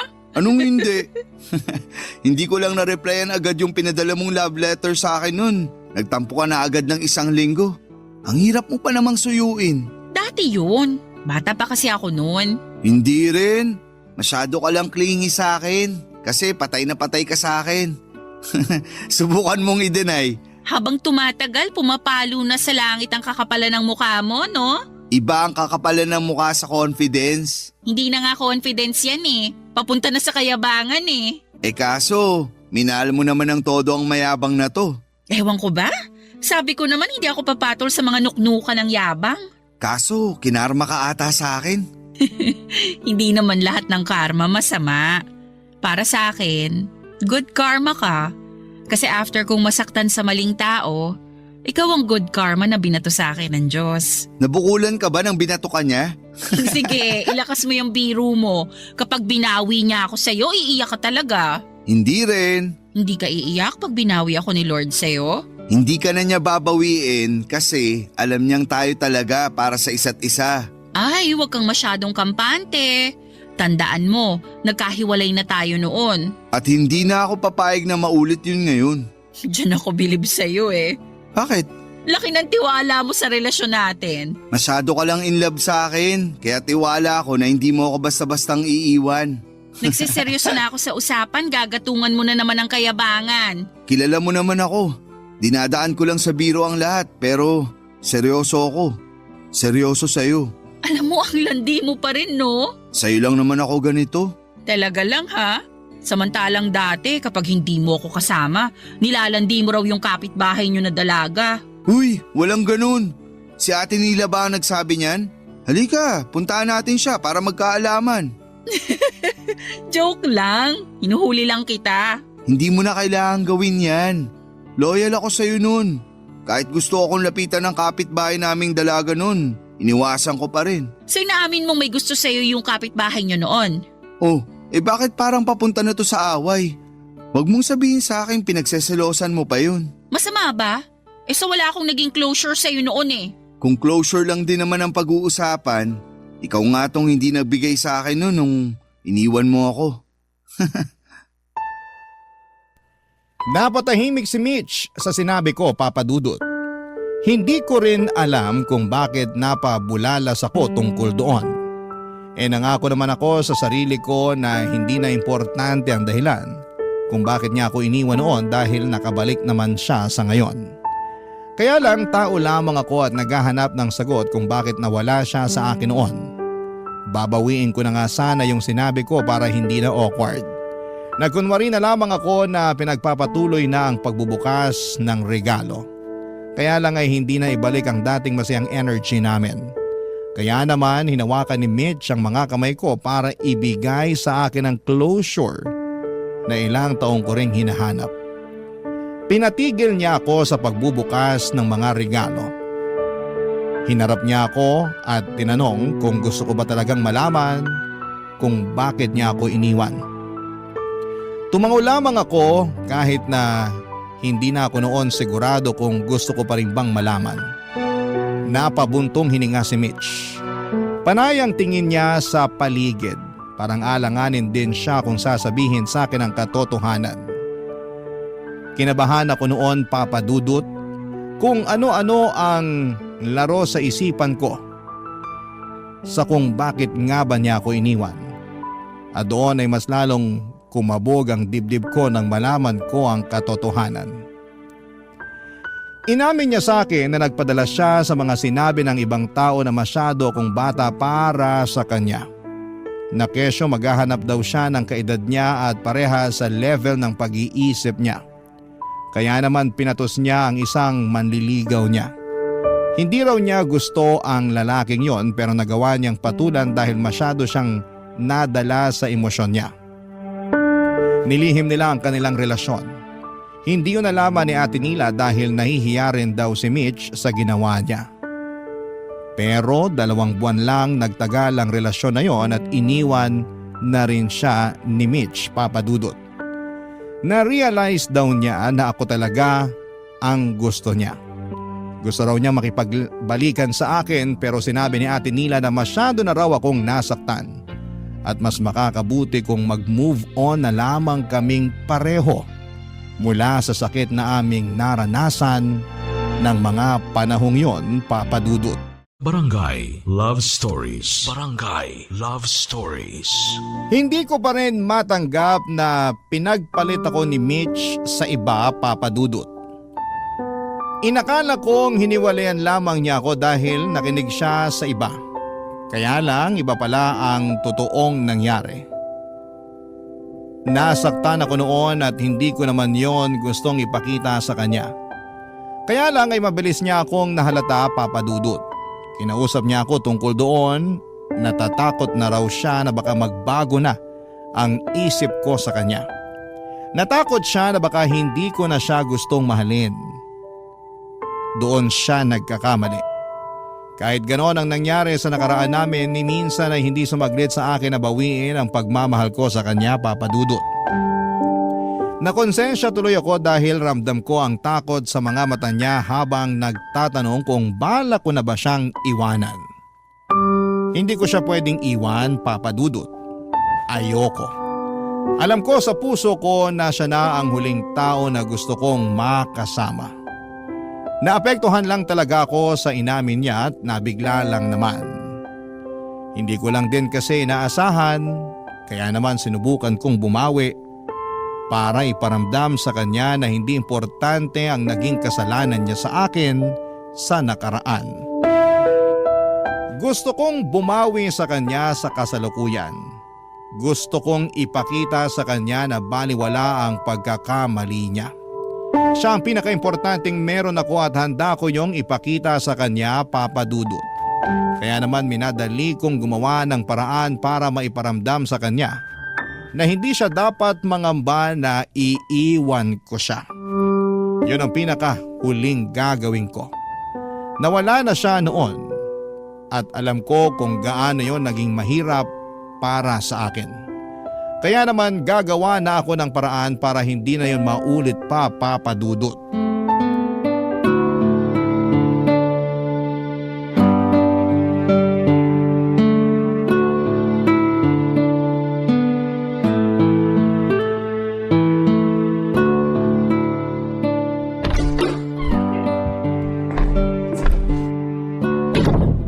Mitch, asan ka?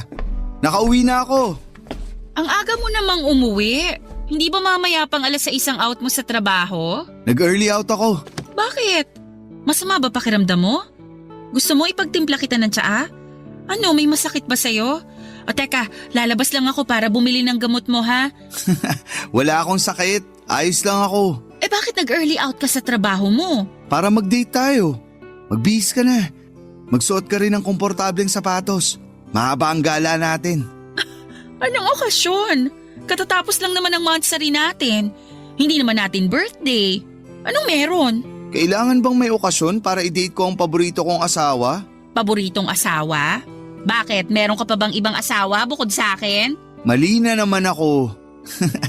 Paborito at nag-iisa kong asawa. Naayos ko na ba, ma'am? Pwede na. Pero bakit nga bigla-bigla gusto mong mag-date tayo? May kasalanan ka, no? Siguro, masasabing kasalanan nga ang dahilan ko kung bakit inaaya kita ngayon. Anong ginawa mo? Pag mabigat yung kasalanan mo, hindi ako makikipag-date sa'yo. Makitulog ka na kina Ate Nila mo. Ang sinasabi kong kasalanan ay yung mga panahon na nawala ako sa buhay mo. Paano naging kasalanan yun? Kasi pwede naman pala kitang habulin, kaya lang nagpadala ako sa takot na i-reject mo ako. Hindi pa rin kasalanan yun. Ako nga tong may kasalanan sa'yo eh. Kaya nga nahihiya pa rin ako ngayon. Okay na yun. Wala na sa akin ang nangyari noon. Wala na ba talaga? Pero bakit pakiramdam ko? Ayaw mo pa rin makalimutan yun. Hindi ko naman na makakalimutan yun. Pero kaya ko mabuhay kahit meron yun. Sure ka?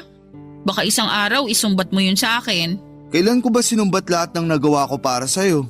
Baka lang kasi… Kung ganyan ang iniisip mong gagawin ko, nakakasama naman pala ng loob. Gusto ko lang naman bumawi sa mga panahon na nagkaiwalay tayo. Sorry na. Pero hindi mo naman talaga kailangang bumawi. Hindi pwede. Marami na akong plano para sa atin. Talaga? Anong mga plano yan? Bala ko, magbakasyon tayo. Out of town. Hindi ko pa naman nagagalaw ang leave credits ko.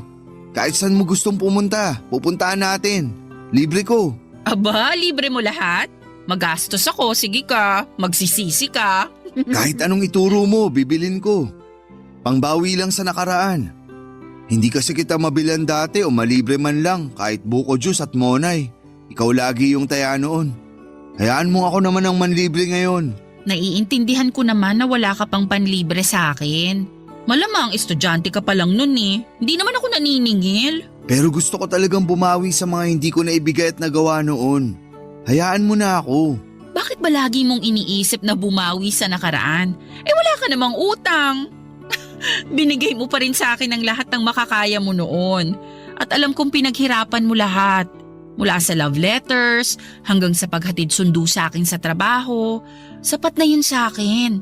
Wala nang kailangang bayaran ngayon. Gusto ko lang namang mabigyan ka ng masaya at magandang buhay. Para hindi mo pagsisihan na binigyan mo ako ng second chance ngayon. Ako pa nga ata ang dapat bumawi sa'yo eh. Kasi binigyan mo ako ng second chance. matapos kitang iwan para sa iba. Hindi ko naman alam noon na iniwan mo ako para sa iba. Pero kahit nalaman mo na, hindi mo pa rin ako tinalikuran at gusto mo pa rin ibigay sa akin ang lahat. Dun pa lang, bawi na lahat ng nawalang oras sa atin noon eh.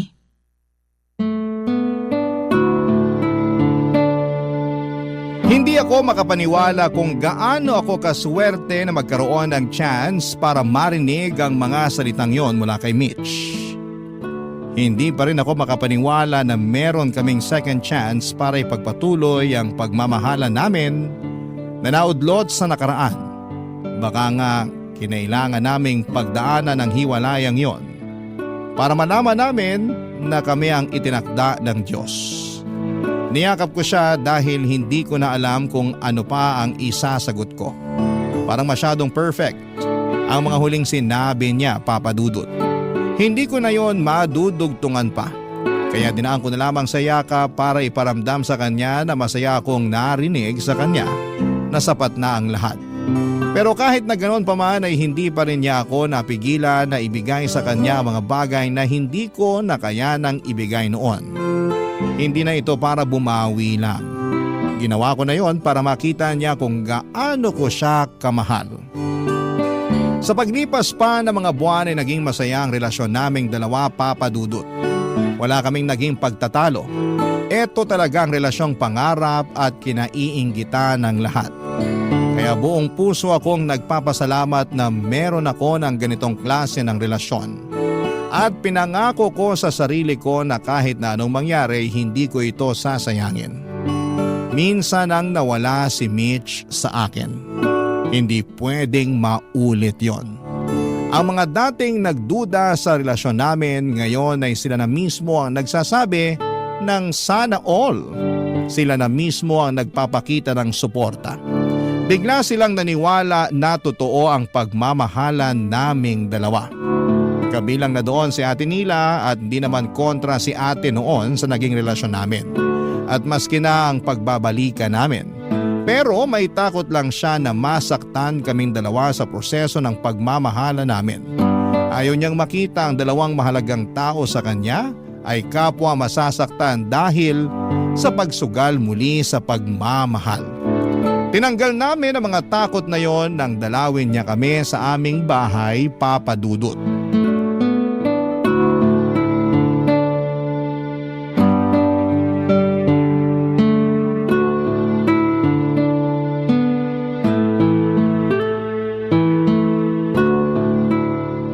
Mabuti naman at nakadalaw ka rito sa amin, Ate Nila. Oo nga Nila, ang tagal ka na naming iniimbitahan pero panay ang tanggi mo. Kasi naman ang dami kong ginagawa. Umiiwas ka lang ata sa amin eh. O hindi ah! Kilala kita. Pag nanlalaki ang mga mata mo at kinakagat ang labi mo, ibig sabihin guilty ka. Siguro ngayon lang nagsisink in sa akin na nagkabalikan na kayong dalawa. At hindi na kami magkakaiwalay pa. I love you, Mitch, ha? Palagi. Huwag mo nga nilalandi sa harapan ko ang best friend ko, Jerry, ha? Nakakakilabot. Aba, hindi ka pa rin ba sanay? Dati pa naman nakikita mo na kaming naglalambingan. Akala nyo ba nasanay na ako noon? Panay kaya ang iwas ko sa inyo kapag nakikita ko kayo naglalambingan? Mas lalo ngayon, no? Masanay ka na kasi hindi na to hihinto. Hindi na kami maghihiwalay. Ganyan din naman ang sinabi nyo sa akin noon eh. Sabi nyo kahit anong mangyari, hindi kayo maghihiwalay. Magtiwala ka na sa tibay ng relasyon namin ngayon. Wala na tong gibaan. Alam nyo, bigla ako may naalala. Kung mapapahiya lang kami sa alaala na yan, wag mo nang ituloy. Nakakahiya naman talaga kayo noon, no? Ang OA yung pareho. Tapos masyado pa kayong madrama. Talo nyo pa ang mga bida sa teleserye eh. Akala nyo lagi nyo kalaban ng buong mundo. Parang gano'n naman ang nangyari noon. Oh well, tama rin naman. Oy, pero may tatanong lang ako. Ano yun? Wala pala. Kalimutan nyo na yun. Gusto mo pa kaming pag-isipin ni Mitch? Ano yun? Alam mo may issue ako sa closure tapos bibitinin mo ako. Sa totoo lang, kay Mitch ko gustong itanong to eh. Kinakabahan naman ako sa tanong na yan. Ano ba yun? Hindi mo na ba iiwan si Jerry para sa ibang lalaki kapag na-pressure ka na naman ng mga taong mahilig makialam sa relasyon ninyo? Ha? Paanong… Mitch, best friend mo ko. Kahit hindi mo sabihin, alam ko. Alam kong iniwan mo si Jerry para sa iba dahil masyado ka nang nadala sa mga sinasabi ng ibang tao. Alam mo ang tungkol doon, ate? Alam mo rin ba? Inamin ko na kay Jerry ang totoo. Nagulat lang ako na alam mo rin palang lahat, Nila. Sabi ko nga best friend mo ako. Alam kong lahat kahit hindi ka pa magsalita, no? Pero bakit hindi mo sinabi sa akin? Pinaramdam mo pa rin sa akin na hindi ako pinagpalit ni Mitch sa iba. Kasi ayoko nang dagdagan pa yung sakit na nararamdaman mo noon. Tsaka ayoko magalit ka sa kanya, no? Pero alam mo Mitch, ako yung nagalit sa'yo sa ginawa mo rito kay Jerry eh. Hindi ko lang pinaramdam sa kapatid ko pero alam mo talagang naku, gigil na gigil ako sa'yo noon. At naiintindihan ko. Maipapangako mo bang hindi mo na inuulitin ha? Kasi kahit buwisit ako rito sa kapatid ko, mahal ko yan ano? Ayoko na masaktan ulit yan kapag iniwan mo na naman. Hindi na mauulit ang dati. Hindi ko na siya iiwan. Siya na ang huli. Pinapangako ko. Siya na talaga ang huli ko. Pangahawakan ko yan ha, panindigan mo yan. Ayoko nang masaktan ulit tong si Jerry kapag nawala ka na naman. Ano ka ba naman, ate? Hindi na nga mawawala tong si Mitch. Ako na nga raw ang huli niya, oh. Ayaw pang maniwala. Hindi naman sa ayaw ko maniwala. Natatakot lang ako na kapag isang araw, mawala na naman tong si Mitch.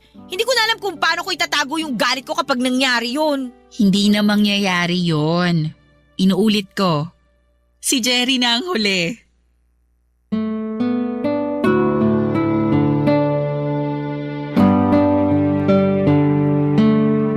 Papadudot hinawakan ni Mitch ang kamay ko at tinignan ako habang sinasabi ang mga salitang yon. Ako na raw ang huli niya. At yun din naman ang gusto kong sabihin sa kanya, Papadudot. Siya na ang huli ko at hindi ko na siya susundan pa ng ibang mamahalin. Siya lang talaga. Kami na ang huli sa isa't isa. Nang makampante si Ate Nila sa mga sinabi ni Mitch ay saka ito ngumiti sa amin. Niyakap niya si Mitch ng napakahigpit. Matagal ding nagkaroon ng lamat ang pagkakaibigan nila dahil sa pagtatapos ng relasyon namin ni Mitch. At masaya ako na tuluyan na silang nagkaayos na dalawa. Saglit pang nanatili si Ate Nila sa bahay bago nagpaalam sa amin para umuwi na. Hinatid namin siya ni Mitch hanggang sa kanto namin. Hinintay namin siyang makasakay ng taxi bago kami nagpasyang bumalik ng bahay. Magkahawak kamay kami ni Mitch habang naglalakad pa uwi.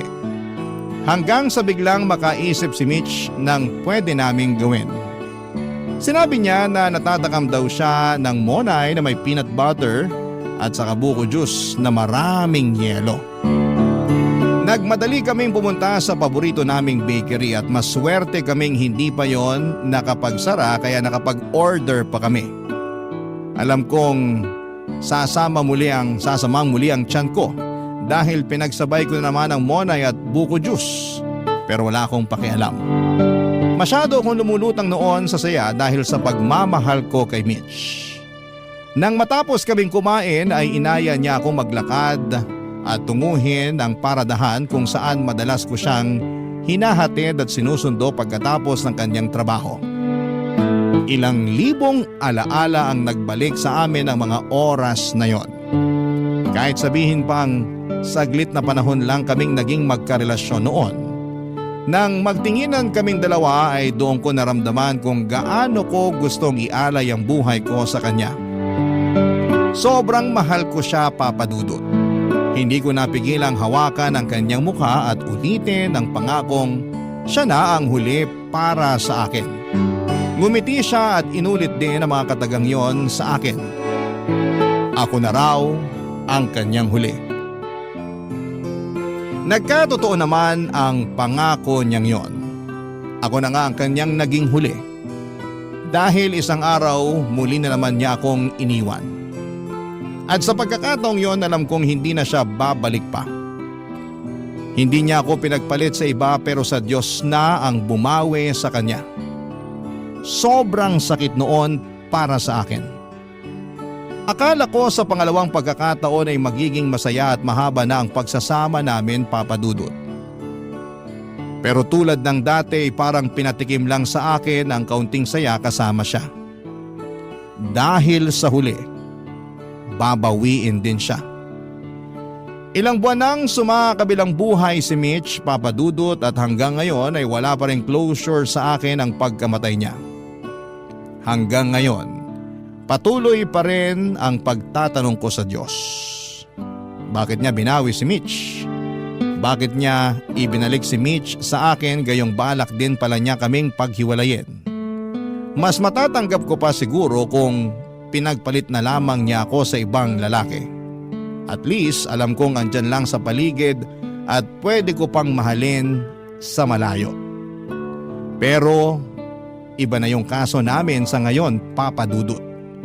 Walang kahit na anong sasakyan ang maghahatid sa akin patungo sa kanya. Walang kahit na anong mamahaling telepono ang pwedeng makatulong para makausap ko pa siya. Wala na.